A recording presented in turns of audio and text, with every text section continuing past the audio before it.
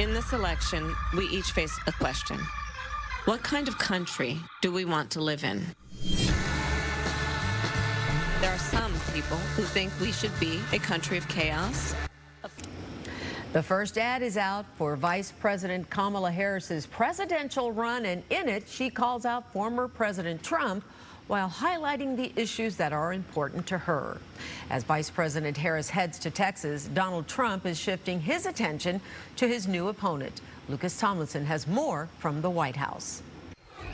Vice President Kamala Harris trying to build campaign momentum in Texas on Thursday by speaking to the American Federation of Teachers, the first labor union to formally endorse her candidacy. Wednesday night, Harris got a boost from President Biden, who described his vice president as experienced, tough, and capable. During his Oval Office address, Biden said while he believes his record is deserving of a second term, it's time to pass the torch to a new generation to help save democracy.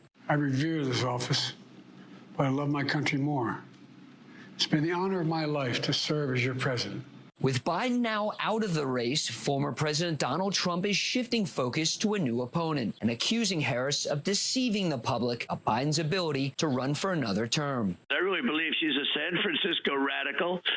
She's actually, I think, a much worse candidate than he is. He also joined Republican attempts to tie Harris to what they consider Biden's failed policies. GOP lawmakers painting Harris as more liberal than the president. She's going to be held accountable for all the bad acts of the Biden administration. Meanwhile, the Harris campaign continues to vet several potential running mates and will reportedly make a selection by August 7th. At the White House, Lucas Tomlinson, Fox 32 Chicago. Sylvia, back to you.